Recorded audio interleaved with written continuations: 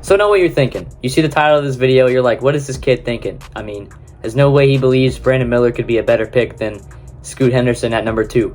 Well, if you just listen to me for about a couple minutes, I'll maybe try to prove you otherwise. I don't know. Brandon Miller in the Summer League has not shown a lot. He's probably not impressed a ton of people with his talents. Really, like, not showing up, being worthy of the number 2 overall pick. But in my eyes, he looks pretty good. I mean, his team around him is not that good. I mean, we got guards like Bryce McGowan's, freaking Amari Bailey. We got James Bouknight being like just doing their little ISO and shooting up these stupid shots when he's wide open. You know, like I'll show a picture, but they're doing these stupid things and he's wide open. He's not getting the ball. But when he does get the ball, he's not really doing a lot. I mean, he's not really scoring. He's not being aggressive. But maybe that's just not how his play style is. I think of him more as, like, from what I've seen, like a Kawhi Leonard. I like his defensive talents. He's pretty good at just locking somebody down, being, you know, controlling the ball, right? I think I've seen just a good amount of him just showing that he could be really good on defense, which is the Hornets 100% what they need. I mean, with why he was the right pick is they picked him for fit, right? They picked fit over best player available. That was the whole deal. Scoot Henderson will be better than Brandon Miller. I know. But this is not what I'm saying. Brandon Miller was the right pick. We got guards for days on this team. We got LaMelo. We got Terry Rozier. We got Bouknight. We got plenty. I mean, we just got Bailey, Nick Smith. We're good. We don't need another freaking guard, right?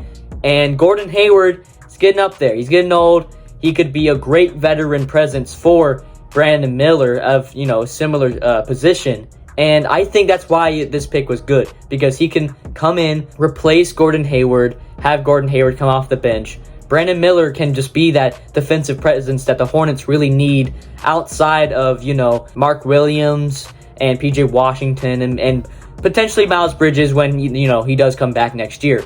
I think that's why Brandon Miller was the right pick. He's not there to score. I get it. I mean, he's not really shown a lot. I mean, he's going out here fouling these dudes. 7 fouls, 8 fouls, 7 again, shooting, like, missing 10 shots a game. But really, he's getting, you know, he's nervous. He's just, like, you know, shoving off the nerves. I mean, we saw Victor Wembanyama had that horrible game the first game. I mean, Brandon Miller outplayed him. And, you know, with that, Victor Wembanyama had a great game last night. He had 30 points, like 12 rebounds. Brandon Miller's going to get there. And I understand it's a summer league. No one's going to freak out. Some people are freaking out, but it's summer league. It's not even the preseason yet.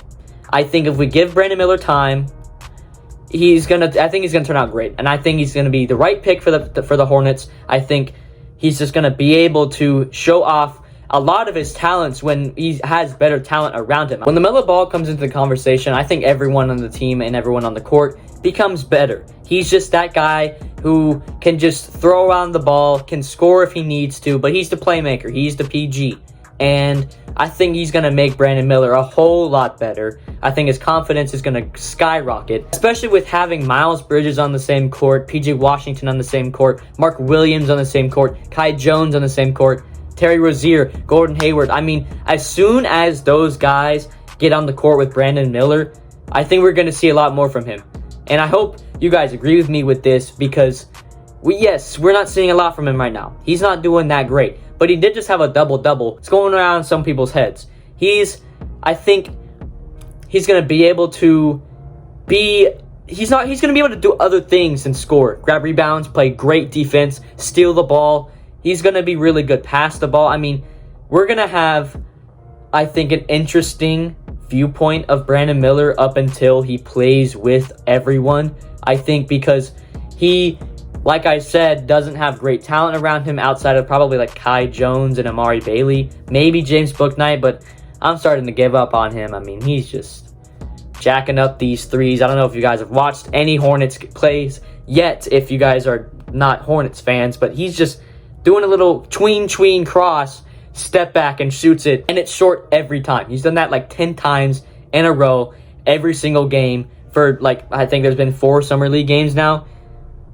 As soon as LaMelo Ball and Miles Bridges and Terry Rozier and everyone on that team touches the court while Brandon Miller is out there, everyone's just going to just mix. Everyone's talent is going to be just, the team comes first, not you, right? And that's what all of these players in the Summer League are just don't get, right? I think there's a lot of these guards on the Hornets Summer League roster who are just trying to show off their talents, but it's not working out. We're trying to see Brandon Miller, right? And Brandon Miller's not getting the ball enough, and he's not being able to showcase his talents as the number 2 overall pick enough.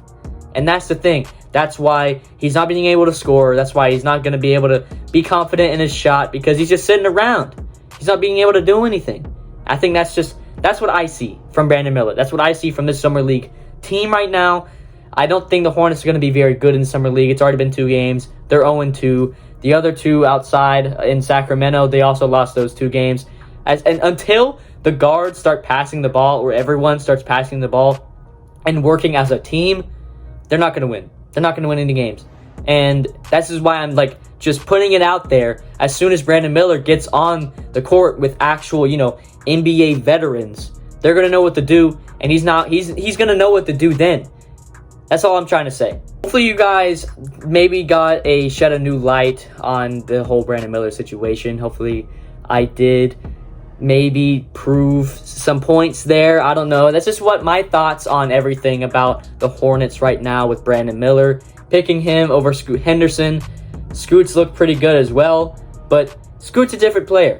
Scoot is a ball-dominant guard. He's a great fit for the Trailblazers, especially since Damian Lillard's going to go to the Heat. It was a good fit for Scoot to go to the Trailblazers, and it was a good fit for Brandon Miller to go to the Hornets.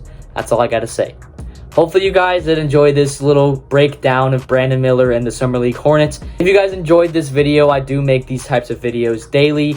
If you guys want to check out my channel, I post everything Hornets, Panthers, NFL news, sometimes here and there like some Marvel stuff if something big's going on. But check out my channel if you guys enjoyed these videos. Maybe like and subscribe. I'd really appreciate it. Thank you guys so much for watching once again. Hopefully you guys have had an amazing day, and I'll catch you guys next time. Take care. See you guys later. Peace.